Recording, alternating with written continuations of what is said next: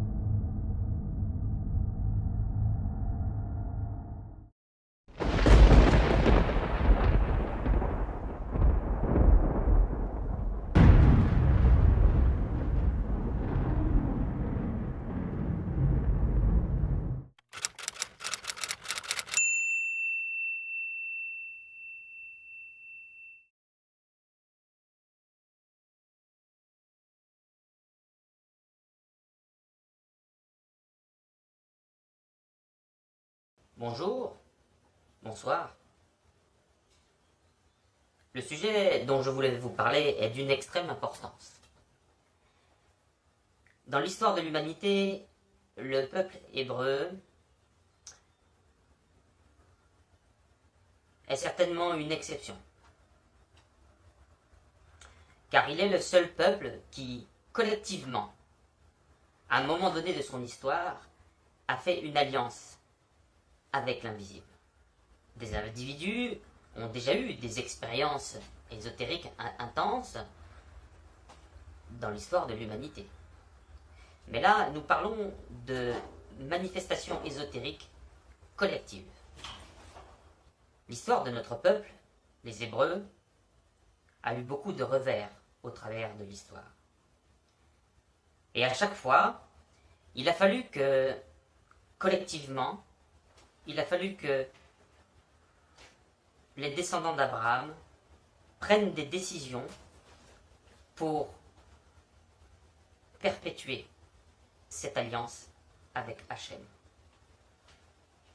Parfois, collectivement, nous n'avons pas fait aussi le bon choix.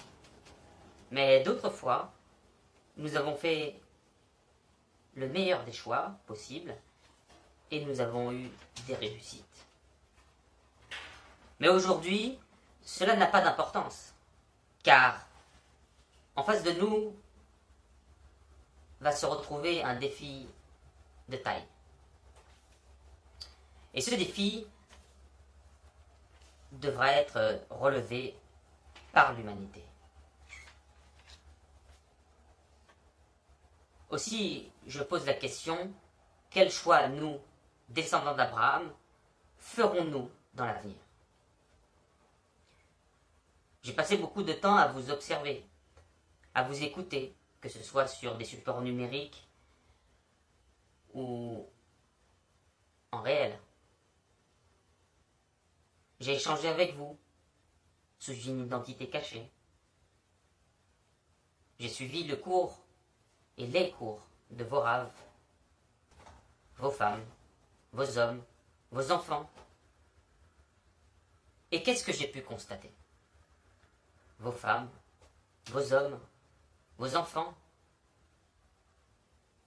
vos parents âgés, tous, vous vous êtes attachés à Hachem. Au fond de nous, les Hébreux, nous n'acceptons pas et nous refusons toute leçon venant des nations. Car nous savons qu'elles n'ont fait aucune alliance avec Hachem. Et nous avons raison. On ne négocie pas avec le Créateur de l'univers. Et notre présence aujourd'hui est là pour en témoigner.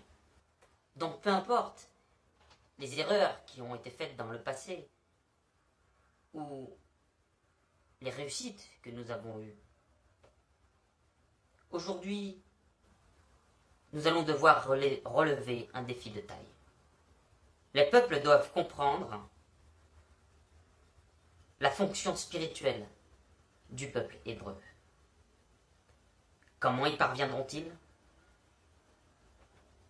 Mais comment peuvent-elles réussir à comprendre là où nous semblons, nous Hébreux, échouer? Nous, le peuple de l'Alliance. Combien d'entre nous peuvent expliquer notre avidité pour cette terre? C'est une demande du Très-Haut? Oui, mais pourquoi?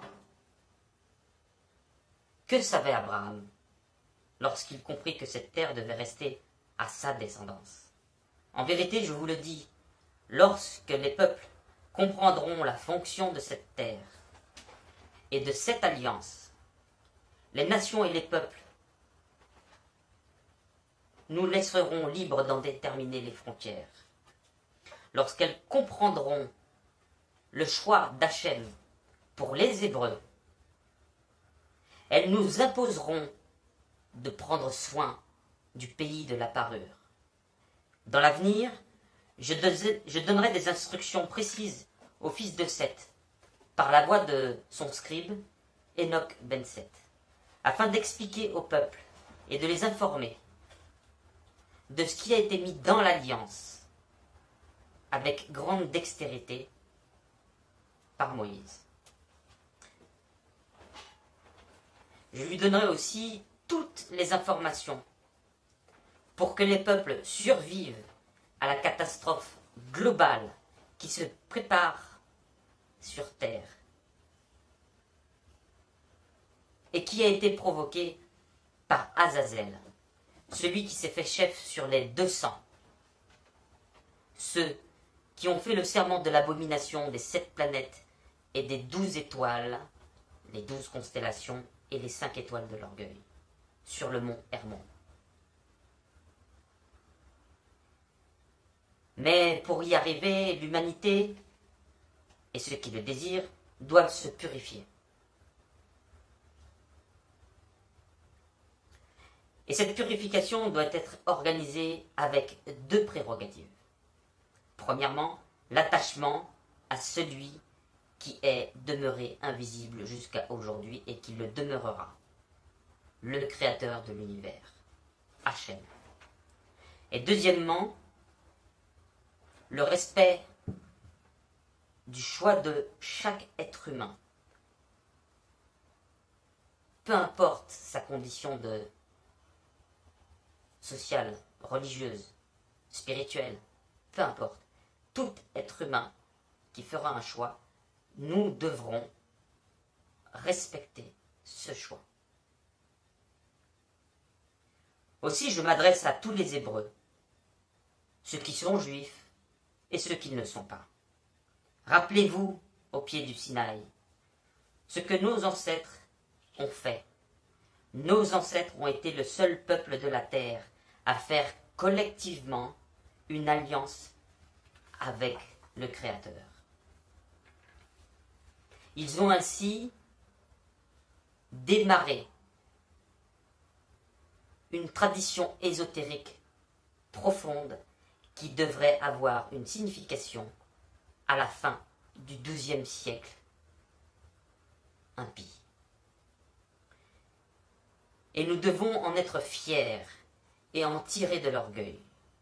Oui, mais pourquoi? Je vous souhaite tout le bien du monde et je vous dis à très bientôt.